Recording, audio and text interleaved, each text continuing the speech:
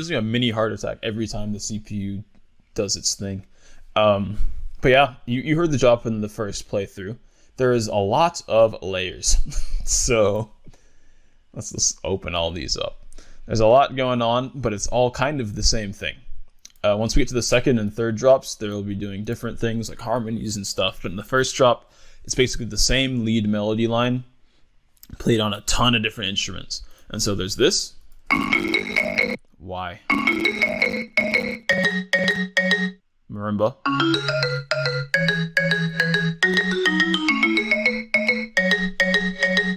My favorite instrument.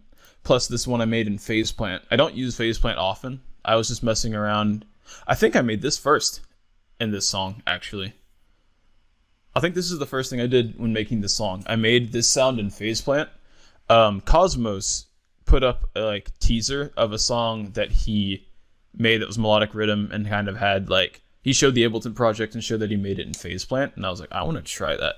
And so I made a melodic rhythm sound in phase plant, and that's how this started, based off of that. The song was Distant Planets, I think, by Cosmos.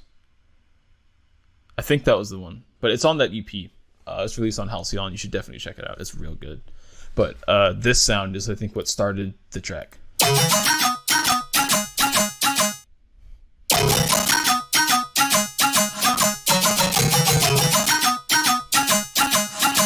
I've got this resonator sound that stays at the root note, C sharp, and then I've got one here that just moves around. It's being automated somehow. Oh, this note tracking thing. It's automating what note the resonator is at. So otherwise, it's just a very simple FM sound with noise on top of it to give it more, give the resonator more to work with, more to make resonate. And so it's this like sine-ish type thing being modulated by this saw, I believe. And then with the noise. That's not good. I don't know why it's doing that. But yeah, it's a pretty simple sound. With 2 dispersers on it, it gives it more of like a lasery sound. Let me see. It's much more straight without the dispersers, and this gives it like a pew pew at the beginning of every note.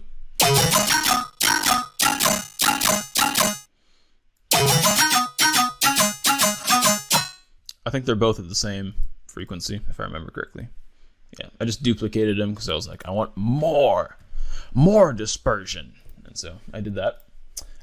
This is the sound I used in Tongues of Fire, but heavily edited. Tongues of Fire is a song I released in 2018 on Rushdown that is also the same kind of like plucky melodic rhythm style. And so as I made this first sound and I was like, this is pretty staccato, I'm gonna just like take the same sound I made in Tongues of Fire, because I like to save iconic sounds that I've made. Like I saved the coma bass. I will show that. That's in drop 2 that I edited.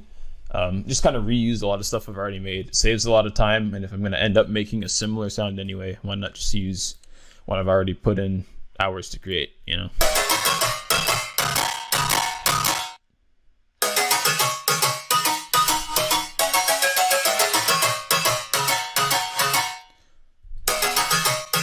So the root note, I made this super resonators rack just to make it easy to automate chord changes. And so the root note is changed with this macro, whether it's minor or major is changed with this. And the only difference between a major and a minor chord, if you're doing like regular triads, is that your 3rd and 7th are just going to be like raised 1 or lowered 1, depending on if it's minor or major. Minor, it'll be lower 1. Major, it'll be raised 1. And so this controls these two, like the 7th and the 3rd of the chord. The decay just controls how long it decays, that kind of thing. But I'm only modulating the root and whether it's minor or major, and I just made sure it was playing the same chords as like the rest of the song.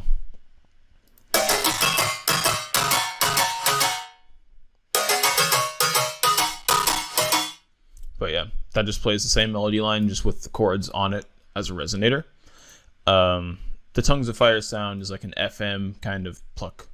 It's just square modulated by a saw flanger and chorus. Is that doing much? It's doing a little bit. I don't think that's essential to this sound. This flanger is, I think.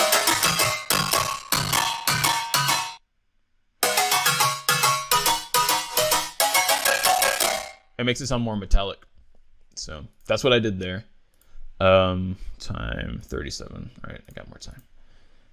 Here, I don't remember what this is. Is this the pan flute? It is.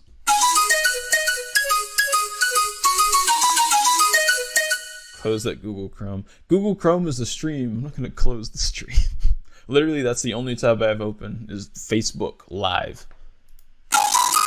But that's a very simple pan flute and Expand 2. That goes on sale a lot for things like literally $2 to $5. Or I think I might have gotten it when it was on sale for like $1 or something stupid on Plugin Boutique. And so grab this whenever you can. It's just a bunch of pre-made sounds, kind of like Omnisphere, but like baby mode. But I used this when I used to use Pro Tools. I used to use Pro Tools to produce pre-2016. Don't do that. But this is one of the things that was in there. And so when I saw it was on sale, I was like, oh, I'm going to get it. Because it's got a lot of good stuff. But it's got a lot of quick sounds and it's fun to work with. I think I might have used more sounds. Yeah, there's 2 more where I used that thing. I failed to mention that most of these things have as post-processing an OTT and then an EQ that just cuts out the lows. And if you also notice, I did not do a lot of sharp EQing on these things.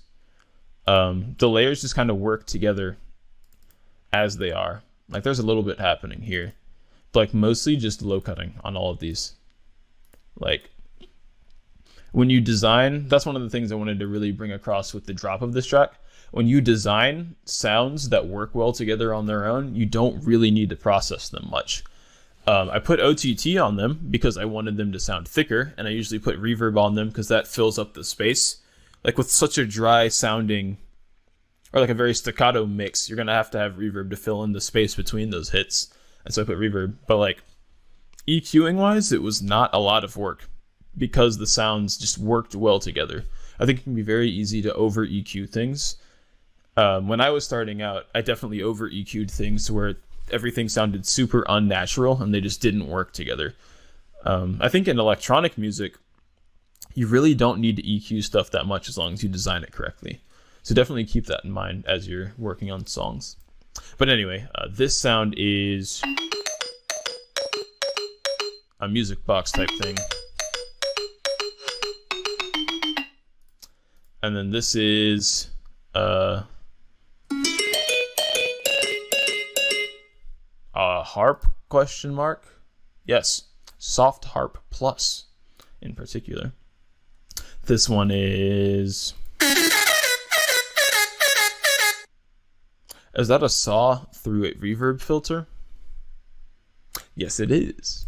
That's a really fun way to make a very simple lead. Just a saw with a modulated reverb filter. Yeah, that was literally it. Just the reverb filter has such a cool timbre to it, like. But it's really only cool if you modulate it. If you don't modulate it, it sounds it still sounds filtered and cool, but it's more boring. But definitely mess with that. It'll definitely mess with the starting, like the phase of the sound. Like it'll sound like it starts in a weird spot if you do it wrong. Like it already sounds a little behind the beat, but it feels like here. It sounds way behind the beat. So be careful with that for sure. Those are the main layers of the drop. There's also the sub. Got 2 layers here.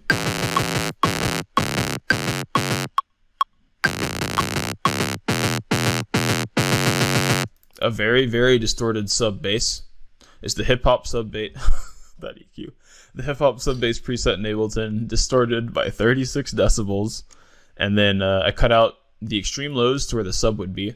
A lot of the low mids, because that can get real muddy real fast when you're distorting this hard. And a lot of like the mids. And I kept mostly the highs just for like the grit of the sound. Did I add any noise to this patch? No, I did not. Sometimes I'll add noise to it so it gives like a kind of buzzier sound when it's distorted. And then there's the regular sub.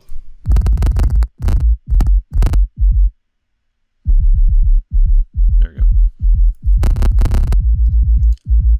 Just the hip hop sub bass preset in Ableton. I think I might have done a. No, I didn't. So I drew it in. I could have maybe done this loop thing and then put it on trigger to where it was like a one shot each time and like set the decay to how long I wanted the note. But I did all that in here. One thing I did change is the release. The release is how long the note decays after the key, after you let go of the key. And I wanted the sub to feel more connected rather than just like choppy notes because of how staccato the sounds are. And if you don't know what that term means, staccato is like a musical, I don't know if intonation is the right word, but it is a way of playing music where the notes feel very short and disconnected. Legato is when the notes feel all smooth and connected. And so since the notes are all so disconnected, I wanted the sub to like link itself, like the notes to kind of like feel like they link together. So there wasn't a bunch of like empty space between the sounds. That's why I did the reverb on the other layers, and that's why I did the longer release here. So just the sub and other layers here without the drums, you got.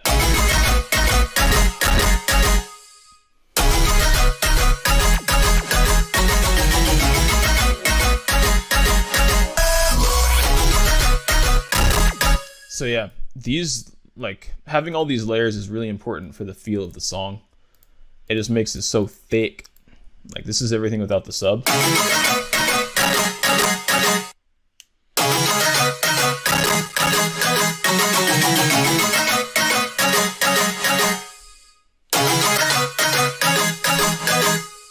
Yeah, and then here, I added even more layers. So you've got... That is a harmony. It's not playing the same thing. Before, everything was playing the exact same thing. Then I added this harmony to where it's got a little bit of variation to it. Like, you'll notice that it's not the same notes that was happening before. Oh, I actually added that harmony on the marimba line as well.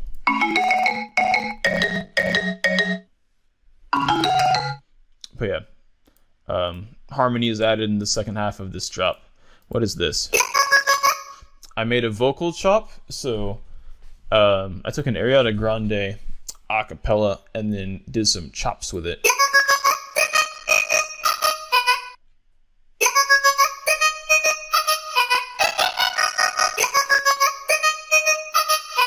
And the actual audio is coming from here. This is where the whole a cappella is, and this shaper box is being triggered by these MIDI notes, and it'll do an envelope each time one of those MIDI notes hits. That's the way I wanted to do the rhythmic nature of the sound. I couldn't think of a faster way to do it and still have it sound like this. Like it sounds like this without the shaper box.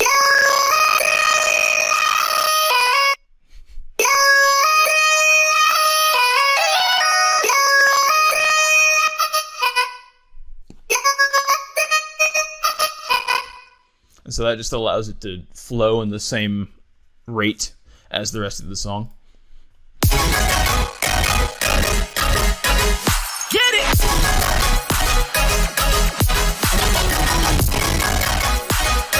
Goodness gracious. I don't know why this is happening. This is just a simple ARP.